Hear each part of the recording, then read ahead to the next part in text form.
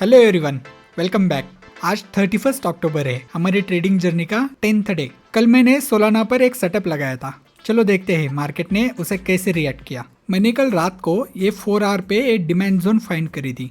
देखो मैंने इसे यहाँ पे ड्रॉ किया है एंड यहाँ पर मैंने अपनी बाय लिमिट ऑर्डर लगा दी थी। एंड जब मैंने मॉर्निंग में देखा तो इसने एग्जैक्टली हमारे डिमांड जोन को हिट करके यहाँ पे प्राइस ने बाउंस लिया था। मेरा स्टॉप लॉस यहाँ पर है एंड टारगेट यहाँ पे। फिर मैं इसे अभी एडजस्ट करता हूँ, स्टॉप लॉस को ये जोन के नीचे लगाता हूँ एंड टारगेट हमारा वहीं पर है। मैंने ये ट्रेड 4 आवर के स्ट्रक्चर के बेसिस पर लिया था। देखो काफ़ी सिंपल है। यहाँ पर देखो ये रेड कैंडल, ये एक ऑर्डर ब्लॉक है एंड इसके ऊपर ये एफयूजी। देखो जब प्राइस ऊपर गई थी ना तो एक बार भी यहाँ नीचे नहीं आई, कोई वीक तक नहीं आई। इस जोन से प्राइस ने एक्सप्लोजिव मूव लिया था ऊपर। तो जब ऐसा सिनेरियो बनता है तो इसका मतलब यहाँ पर बड़े प्लेयर्स के अनफिल्ड ऑर्डर्स यहाँ पर रहते हैं। तो जब प्राइस फिर वापस इस जोन पर आती है तो यहाँ पर जो स्मार्ट मनी होते हैं उनके अनफिल्ड ऑर्डर्स यहाँ पर होते हैं। इस वजह से हमें यहाँ पर ये बाउंस देखने को मिल रहा है। समझ गए? काफ़ी इजी है। बस आपको एक ध्यान रखना पड़ता है कि ये जो जोन होता है वो फ्रेश होना चाहिए, भले ही वो ओरिजिनल ना हो। अभी ये देखो ये जो जोन है ये ओरिजिनल नहीं है क्योंकि इसके पीछे भी एक स्ट्रक्चर है, राइट? तो ये जोन फ्रेश है। फ्रेश क्यों? क्योंकि इस जोन में एक भी कैंडल या वीक कुछ नहीं आया है। प्राइस यहाँ ड्रॉप होने के बाद यहाँ से एक्सप्लोजिवली ऊपर चली गई। दैट्स वाई ये एक हमारी डिमांड जोन बनती है, राइट? आई होप आपको ये कंसेप्ट समझ में आया होगा। ओके, तो चलो देखते हैं आगे क्या हुआ। फिर मैं 15 मिनट पर जाता हूँ एंड प्राइस को ऑब्जर्व करता हूँ। हमारा टारगेट अभी यहाँ ऊपर है, इसमें मुझे अराउंड $21 का प्रॉफिट अभी चल रहा है। ये बाउंस लेने के बाद 15 मिनट पर यहाँ पे कंसोलिडेशन हो रही है।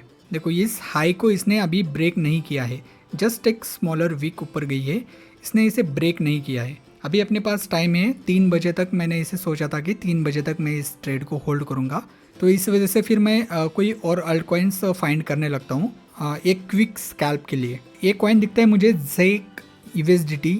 देखो ये अपने ऑल टाइम हाई पे ट्रेड कर रहा है। इसने जस्ट अपना ये हाई ब्रेक करके अभी ये ऑल टाइम हाई पे ट्रेड कर रहा है। आपको पता है मेरी एक और स्ट्रैटेजी है ऑल टाइम हाई पे ट्रेड करने की। वहाँ पे मैं साइकोलॉजिकल नंबर्स पर बेट लेता हूँ। देखो 5 मिनट पर एज सच मुझे कोई इंडिकेशन नहीं मिल रहा है, तो 1 मिनट पर जाना पड़ेगा। यहाँ पर देखो एक ट्रेंड लाइन बन रही है जिसमें 1, 2 टच हुए हैं। 3rd टच पे मैं शॉर्ट के लिए यहाँ पे अपॉर्चुनिटी चेक करता हूँ। देखो यहाँ पे मैंने स्टॉप लॉस भी मेजर किया है कि अगर यहाँ पे ट्रेड ले रहा हूँ तो स्टॉप लॉस कितना होगा, वो मैंने ऑलरेडी मेजर कर दिया यहाँ पे। एंड यहाँ पर एक साइकोलॉजिकल नंबर है 390, 390 एक साइकोलॉजिकल नंबर है एंड ये ट्रेंड लाइन भी उसी के आसपास आ रही थी। तो 2 रीजंस मिले, एक तो एक अपर साइड ट्रेंड लाइन आ रही थी एंड एक वहाँ पे साइकोलॉजिकल नंबर था। देखो ये जो साइकोलॉजिकल नंबर पे ट्रेडिंग होती है ना, ये सिर्फ जब कोई कॉइन अपना ऑल टाइम हाई ब्रेक करके ऊपर जा रहा हो ये तभी काम करती है, ऐसे कहीं बीच में ये काम नहीं करती। ओके, तो मैं यहाँ पे अपनी ऑर्डर लगाता हूँ। लिमिट शॉर्ट ऑर्डर है, यहाँ से हम शॉर्ट करने वाले। रीज़न समझ में आया आपको? एक upper side trend line and second psychological number. And देखो आगे क्या होता है। प्राइस यहाँ पे थोड़ा नीचे आती है, ये कैंडल में बाइंग आ रही है, ज़बरदस्त बाइंग आई। हमारी ऑर्डर अभी फिल नहीं हुई है, प्राइस जा रही है, काफ़ी क्लोज गई है, लेकिन अभी भी हमारी ऑर्डर फिल नहीं हुई, अभी भी फिल नहीं हुई। डन। देखो अभी हमारी पोजीशन ऑन हो गई, अभी हमारी शॉर्ट की पोजीशन ऑन है। कैंडल क्लोजिंग भी हमें बढ़िया मिली है, यानी हमने जोन करेक्टली मार्क किया था। ये जो साइकोलॉजिकल नंबर है यहाँ पे काफ़ी लोग शॉर्ट करने के लिए बैठे थे। देखो यहाँ पे ना ड्यूअल रिएक्शन होता है। एक जो शॉर्ट करने वाले रहते हैं वो भी इन साइकोलॉजिकल लेवल्स को देखते हैं एंड सेकंड जिन लोगों ने यहाँ पे बाई किया है, यहाँ पे बाई किया है, वो भी अपना प्रॉफिट बुक करने के लिए इन साइकोलॉजिकल लेवल्स पर सेलिंग करते हैं। तो ये ड्यूअल प्रेशर की वजह से ये हमें सेल ऑफ देखने को मिल रहा है, राइट? हमारा TP यहाँ पर है, वो अभी हिट नहीं होता एंड यहीं से प्राइस में अभी यहाँ पे बाइंग आ रही है।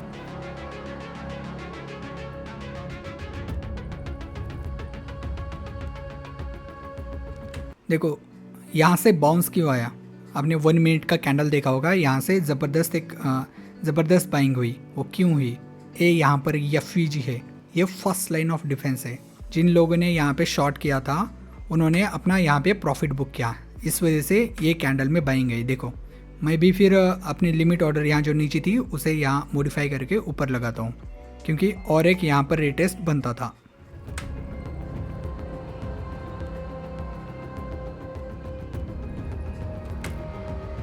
लेकिन फिर इसमें टारगेट हिट नहीं होता। देन मैं अपना टीपी जो है वो जो स्टार्टिंग में हमने लगाया था वहाँ पे लाके सेट करता हूँ, क्योंकि देखो अगर यहाँ से इसको ऊपर जाना है तो हम इसे स्टॉप मार्केट को स्टॉप लॉस दे देंगे, लेकिन अभी ये अगर यहाँ से नीचे आने वाली है प्राइस तो इसे डेफिनेटली ब्रेक करेगी। दैट्स वाई फिर मैं अपना टीपी जहाँ इसके इस जोन से नीचे लगाता हूँ। देखो मेरी फिंगर मार्केट पर है, अगर यहाँ से मुझे प्राइस ऊपर जाते हुए दिखती तो मैं यहाँ इसे मार्केट क्लोज करने वाला था एंड अपना स्टॉप लॉस यहाँ पे हम ले लेंगे। लेकिन यहाँ से और रिजेक्शन आ रहा है।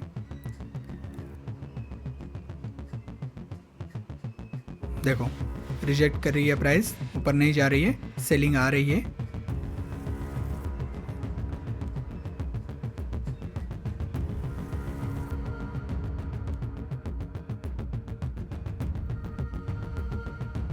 मैं अभी कॉन्फिडेंट था कि टीपी हिट हो जाएगा।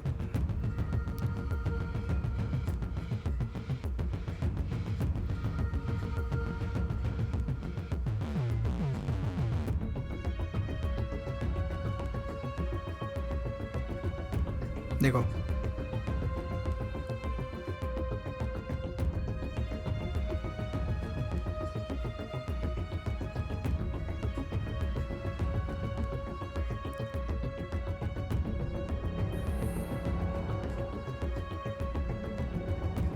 देखो रिजेक्ट करी है प्राइस,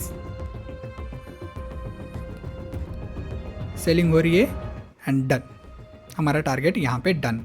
इसमें हमें अराउंड $29 का प्रॉफिट मिलता है। एक क्विक स्कैल्प था, इजी स्कैल्प था। ये देखो यहाँ हमारा स्टॉप लॉस था एंड ये हमारा टारगेट। इसमें अराउंड 1:2.3 का कुछ रिस्क एंड रिवॉर्ड हमें मिला। टारगेट हिट करने के बाद इसमें फिर ज़बरदस्त बाइंग गई। देखो यहाँ पे हमने इसे शॉर्ट किया था एंड यहाँ पर हमने इसे क्लोज कर दिया। नहीं सॉरी, देखो यहाँ पर हमने इसे शॉर्ट किया था एंड यहाँ पर हमने इसे क्लोज कर दिया। उसके बाद फिर मैं सोलाना पर शिफ्ट हुआ। स्टॉप लॉस को भी मैंने एडजस्ट किया। अभी हम यहाँ तक स्टॉप लॉस नहीं देने वाले, टारगेट वहीं का वही। देखो प्राइस ना ऊपर नहीं जा रही है, यहीं पे कंसोलिडेट हो रही है। मार्केट में ना ज़्यादा मूवमेंट नहीं है। यूजुअली क्या होता है जब बिटकॉइन ऊपर जाता है तो अल्ट कॉइन्स मल्टीफोल्ड में ऊपर जाते हैं, लेकिन अभी अल्ट कॉइन्स लैग कर रहे हैं। अभी क्रिप्टो में ज़्यादा मोमेंटम नहीं है। फिर मैं बस सोलानो को ही वॉच करता हूँ। फिर मेरा अभी कोई और ट्रेड लेने का प्लान नहीं था। मैं यहाँ से फीब लगा के चेक करता हूँ प्रिसाइज टारगेट के लिए। तो मुझे टारगेट यहाँ 0.382 पे दिखता है, तो फिर मैं अपना टारगेट को थोड़ा सा मॉडिफाई करके नीचे लाता हूँ। स्टॉप लॉस को भी हमने यहाँ नीचे से यहाँ ऊपर लगाया है, टारगेट को भी मैं थोड़ा एडजस्ट करता हूँ। ये हमारी परफेक्ट डिमांड जोन एंट्री है। इस जेक में जो किया था हमने वो बस एक क्विक स्कैल्प था। ये प्रॉपर पोजिशनल एंट्री है। कल रात को मैंने यहाँ पे लिमिट ऑर्डर लगा के रखी थी एंड मॉर्निंग में देखा तो यहाँ पे क्लियर बाउंस आया था। इसे फिर मैं ऐसे ही प्ले होने देता हूँ। देखो कुछ इस तरह से सोलाना में प्राइस मूवमेंट हुआ एंड यहाँ हमारी टाइम लिमिट रीच हो गई। मैंने बोला था आपको स्टार्टिंग में ही कि मैं इस ट्रेड को सिर्फ 3 बजे तक ही प्ले होने दूंगा। मुझे लग रहा था यार 3 बजे का टाइम बहुत ज़्यादा होता है, मुझे लगा था पहले ही टारगेट हिट हो जाएगा, लेकिन ये काफ़ी टाइम तक यहीं पे कंसोलिडेट कर रहे, इतनी देर नहीं होल्ड करने वाला था। इसलिए फिर मैंने इसे करंट मार्केट प्राइस पे लाके लिमिट ऑर्डर को लगा के ये ट्रेड से मैं एग्ज़िट हो गया। इसमें मुझे अराउंड $21 का प्रॉफिट मिला। मुझे आज के सेशन को एडिट भी करना है तो उसमें काफ़ी लेट होता, इस वजह से मैंने इसे यहीं पे क्लोज़ कर दिया है। एंड अभी मैं देख रहा हूँ ये जो हमारा टारगेट है ये एक्यूरेट है। आप बाद में देखो ये इसे हिट करता है या नहीं। मेरे हिसाब से तो ये टारगेट हिट होना चाहिए क्योंकि इसका सप्लाई जोन इसके भी ऊपर है। देखते हैं इसमें आगे क्या होता है। ऑलराइट गाइस, तो ये था हमारा आज का ट्रेडिंग सेशन। सोलाना और जेक दोनों में हमें अच्छा मूवमेंट मिला। आप कमेंट्स में बताओ कि आपको कौन सा सेटअप ज़्यादा इंटरेस्टिंग लगा। अगर आपको वीडियो पसंद आया हो तो लाइक करना ना भूलो, और अगर आप न्यू हो चैनल पर तो सब्सक्राइब करके हमारी ट्रेडिंग जर्नी का हिस्सा बनो। तो मिलते हैं कल एक नए सेटअप के साथ। Until then keep learning keep growing दोस्तों।